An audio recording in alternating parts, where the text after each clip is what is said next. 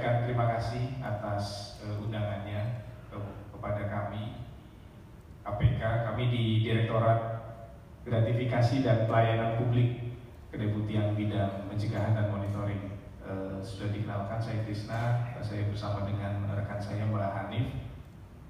Kami di unit yang diberikan tanggung jawab untuk bisa, salah satunya adalah membangun pemahaman masyarakat terkait dengan gratifikasi.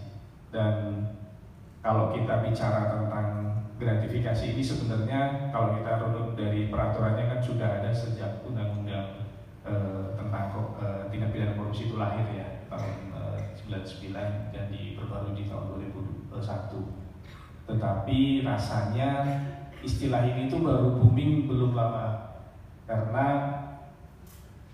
ketentuan pasal gratifikasi itu memang kalau kita diskusi dengan teman-teman di bidang penindakan itu jarang dipakai ya untuk proses peradilan dan penanganan perkara. Banyak pertimbangan yang mereka sampaikan, tetapi salah satunya memang gratifikasi ini ada dua dimensi yang berbeda kalau kita lihat dari pendekatan hukum ya. Ada unsur pencegahannya, ada unsur penindakannya. Integritasnya ini sesuatu yang tentunya sangat baik dan kami apresiasi ya, karena ini satu langkah awal untuk mewujudkan pelayanan publik yang baik ya, dengan adanya integritas. Dan kalau boleh cerita, sebelumnya saya di Kementerian Keuangan, Bapak Ibu, dan sering terlibat juga dalam kegiatan pembangunan zona integritas, termasuk. Jadi ini adalah seluruh rangkaian dari pembangunan zona integritas di Universitas Brawijaya. Jadi tahun ini Universitas Brawijaya mencanangkan seluruh unit kerja itu mencanangkan zona integritas. Jadi mohon bantuan bagi Bapak Ibu semua stakeholder yang berhubungan dengan Universitas Brawijaya, kami sudah mencanangkan itu. Nah, rangkaian ini dari keseluruhan proses ini adalah bahwa ini hanya salah satu dari area perubahan, yakni area perubahan di pengawasan. Nah, dengan pengawasan itu kita mengintensifkan bagaimana cara kita Universitas Brawijaya melakukan pengendalian gratifikasi. Dan kemudian yang kedua adalah tertib tata kelola yang harapannya bisa kita secara maksimalkan ke depan dengan pembangunan zona integritas. Ada berapa unit kerja yang saat ini sudah terbentuk, Pak? Unit kerja kita sudah 20, jadi total semuanya kita sudah laksanakan untuk pencanangan zona integritas. Mulai dari tingkat fakultas sampai tingkat apa yang paling kecil? Fakultas sekitar 17, PSDKU 2, kemudian Sekolah Pasca Sarjana 1. Dan ke depan RSUB, klinik, BSS, nah, kita akan segerakan untuk melakukan pencanangan zona integritas. Yang dihadirkan sekarang, Pak? Yang dihadirkan sekarang dari Kepala Satuan Pencegahan Komisi Pemberantasan Korupsi dalam rangka untuk sosialisasi dan bahan workshop kami untuk melakukan intensifikasi pengendalian gratifikasi dan KKN di lingkungan Universitas Brawijaya. Gratifikasi ini memiliki keistimewaan tersendiri. Pertama adalah adanya unsur pemaaf. Yang kedua adalah terkait dengan kewajiban beban pembuktian. Maksudnya apa? Kalau di antara 7 jenis pidana itu tidak ada ampun bagi orang yang melakukan pidana, orang suap menyuap, nggak ada ampun, nggak ada alasan. Saya nggak tahu Pak, saya nggak ngerti Pak, dan seterusnya nggak ada. Tetapi kalau gratifikasi di pasal 12C besar Undang-Undang Tindak Pidana Korupsi itu disebutkan ketentuan terkait pidana gratifikasi itu tidak berlaku jika penerima gratifikasi melaporkan penerimaan gratifikasinya kepada KPK. Jadi salah satu rangkaian untuk proses meningkatkan zona integritas yang ada di Universitas Brawijaya, diantaranya adalah kita harus membentuk tim penanganan terhadap gratifikasi. Dan hari ini tim ini mendapatkan pembekalan dari KPK terkait tentang bagaimana menangani dan mengelola gratifikasi yang mungkin ada dalam suatu tempat dan institusi kita. Kira-kira begitu. Pak, untuk UB sendiri Pak, untuk zona-zona integrasi anti gratifikasi ini sudah berapa banyak Pak yang dibentuk Pak?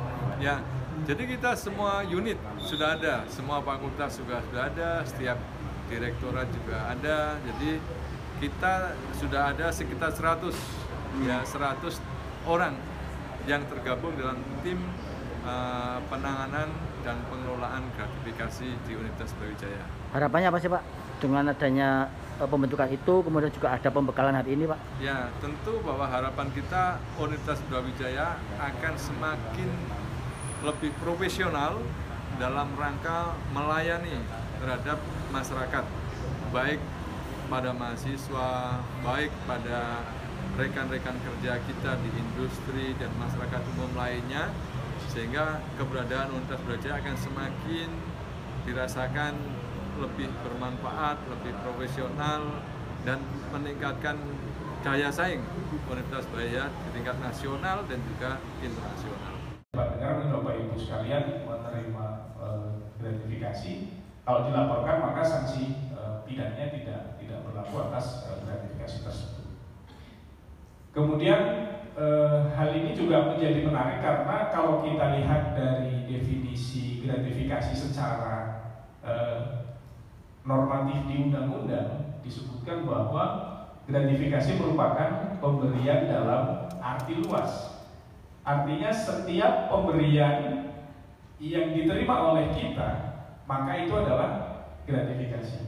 Saya terima plakat tadi dari Universitas Brawijaya, maka itu adalah gratifikasi. Jadi secara naturalnya, secara aturannya, gratifikasi itu sesuatu yang netral, tidak selalu berkonotasi negatif. Saya tadi sebelum kesini dikasih air minum oleh teman-teman di Brawijaya. Saya dapat gratifikasi dong. Nah, permasalahannya adalah apakah iya semua pemberian itu gratifikasi dan harus dilaporkan kepada KPK? Ya, kami mengapresiasi komitmen yang dilaksanakan oleh teman-teman di UB. Ini merupakan bentuk sinergi yang sangat baik ya dari UB dengan kami, dengan KPK untuk sama-sama menciptakan lingkungan atau ekosistem pendidikan yang baik. Kita tahu bahwa pendidikan itu salah satu kunci bagi pembentukan karakter, termasuk karakter anti korupsi dan anti gratifikasi. Ini merupakan langkah awal yang sangat tepat. Tinggal kita kawal bagaimana implementasinya agar komitmen ini tidak hanya berhenti pada seremonial dan ucapan semata, tapi kita pastikan bahwa ini akan ditindaklanjuti dengan baik. Pak, tadi materi yang disampaikan memang lebih fokus pada gratifikasi Pak ya. Nah, kalau dari pertanyaan-pertanyaan yang muncul tadi kayaknya sangat beragam sekali Pak. Betul ya, memang karena gratifikasi ini kan sesuatu yang sangat erat dengan kehidupan kita ya. Banyak ragamnya, banyak bentuknya, banyak modusnya dan seterusnya. Tapi pertanyaan yang muncul tadi mengindikasikan bahwa teman-teman dari UB ini punya semangat yang baik gitu untuk bisa terhindar dari gratifikasi ilegal, untuk bisa menciptakan lingkungan yang baik, tata kelola yang baik, termasuk tidak menerima gratifikasi. Bagaimana dengan pemberian yang konteksnya adalah terkait dengan hubungan sosial? Adat istiadat, kita sebagai orang Indonesia rasanya banyak sekali ya jenis pemberian yang berkembang di kita. Ada orang hajatan kita kasih kado, ada orang lahiran kita kasih bingkisan, ada orang meninggal kita kasih santunan, orang kena musibah kita bantu dan seterusnya. Kalau kita kembalikan ke definisi sesuai dengan undang-undang, maka ini masuk ke dalam gratifikasi karena pemberian dalam arti luas, tidak dibatasi momen maupun bentuk dan nilainya. Semua jenis dianggap sebagai gratifikasi. Tetapi kalau kita cermati lebih detail di pasal terkait gratifikasi adalah ada pengkhususan bahwa